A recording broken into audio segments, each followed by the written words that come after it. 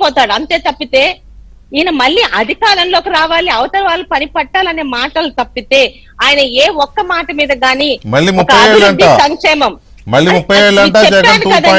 జారిపోతున్న ఒక విజయసాయి రెడ్డి దగ్గర నుంచి ఇప్పటి వరకు జారిపోయిన నాయకులు సరే ఇప్పుడు మళ్ళీ ఏంటిది టీడీపీలోకి వెళ్ళినా, టీడీపీ మిత్రపక్షాలైన జనసేనలోకి వెళ్ళినా, బీజేపీలోకి వెళ్ళినా మమ్మల్ని రానివ్వరు, జనాలు కొడతారు. ఇందాక మీరు అన్నారే సోషల్ మీడియాలో కార్యకర్తలు రూపాయి తీసుకోకుండా కష్టపడిన కార్యకర్తలండి మాకన్నా గొప్ప వాళ్ళు.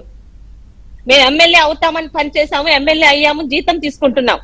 పార్టీ వస్తే చాలు, మా రాష్ట్రం బాగుంటే చాలు, ఇళ్లలోంచి కిట్టి పార్టీలకు తప్పితే బయటకు రాని ఆడవాళ్ళు కూడా బయటకు వచ్చి తెలుగుదేశానికి మిత్రపక్షాలకి ఓట్లేశారు. ఎందుకంటే మా మీద ఒక అభిమానంతో పాటు జగన్ రాకూడదని భయంతో. అలాంటి భయపెట్టిన రాజకీయాలు 5 సంవత్సరాలు చేసి ఏ ధైర్యంతో వస్తుంది అంటున్నాడు అంటే ఇంకా 11 మంది కన్నా గెలిపించిన కొంతమంది మూర్ఖులు ఆంధ్ర రాష్ట్రంలో ఉన్నారు కాబట్టి. వ్యక్తిత్వం గురించి మాట్లాడుతున్నాడు. ఏ వ్యక్తిత్వం గురించి మాట్లాడాలండి? సొంత తోడ పుట్టిన చెల్లిని ఉపయోగించుకొని నీ గురించి అమ్మాయి పరిగెడితే కనీసం ఒక ఎమ్మెల్యే పోస్తే ఎంపీ పోటీ ఇస్తే నీకు పోటీ అయిపోతుందని నిర్ద్వందంగా బయటపడేసి అమ్మాయి పుట్టుక మీద, అమ్మాయి క్యారెక్టర్ మీద సొంత పార్టీతో నువ్వు మాట్లాడించిన సంగతి ఎవరో చెప్పట్లా. ఈ రోజు నీ భయం నుంచి బయటకు వచ్చి వేరే పార్టీలో జాయిన్ అవ్వాలనుకుంటున్నా జాయిన్ అయిన ప్రతి ఒక్కరూ నువ్వు చేసిన మాటలు చెప్తున్నారు. ప్రతిపక్ష నాయకుడి భార్య నీ తల్లి వయసున్న భువనేశ్వరి అమ్మ గురించి నువ్వు మాట్లాడిన మాటలు ఏ తల్లైనా సొంత కొడుకునైనా గొంతు పిసికి చంపేస్తుందండి. అలాంటి కొడుకు వద్దనుకొని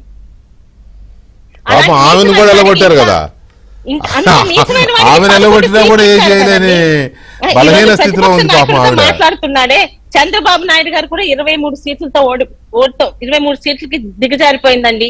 కానీ ఏ రోజు ప్రతిపక్ష నాయకుడు హోదాలో ఆయన ఒక్క మాట మాట్లాడలా. ఏ రోజు ఆయన నోటి నుంచి జగన్ రెడ్డి గారి ఇంట్లో ఆ మహిళల గురించి మాట్లాడలా. మా ఎమ్మెల్యేలకి మాకు అదే నేర్పించారు.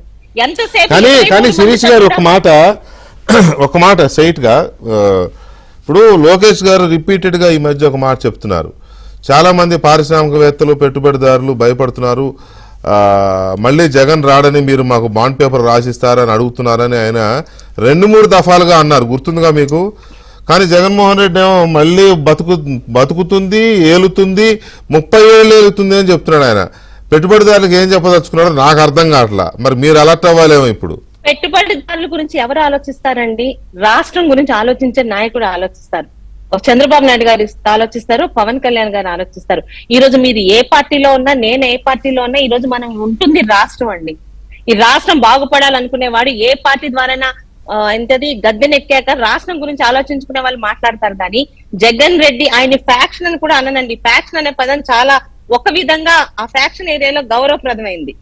ఫ్యాక్షన్ కాదు ఆయనది, ఒక విధమైన అంటే నేను ఏం పదం వాడాలో కూడా అర్థం కావట్లేదు. అలాంటి ఒక నీచమైన వ్యక్తిత్వం. తల్లి, చెల్లి, ఇంకా భార్య కూతుర్లనే ఇంకా ఆయన ఏం చేయలేదేమో. ఆఖరికి చిన్నాన్న ఆ చెల్లిని వెంటగొట్టిన వాడు ఈ రోజు అవినాష్ రెడ్డిని ఎందుకు వదలట్లేదో తెలియట్లేదా అండి? మామూలు జ్ఞానం ఉన్న వాళ్ళకి అర్థమవుతుందండి. బాబాయ్ హత్య కేసులో ఆయనకి సహకరించిన వ్యక్తి కాబట్టి అలాంటి పనులు ఇంకా ముందు అవసరం ఉంటుంది కాబట్టి సొంత చెల్లి మీద లేని ప్రేమ చిన్నాన్న కొడుకు మీద ఉంది. మనుషుల్ని ఇంత ఇబ్బంది పెట్టి ఆయనకంటే ఎలాగా అంటే 11 ఓట్లు ఇచ్చిన గర్వంతో అంటున్నాడు కానీ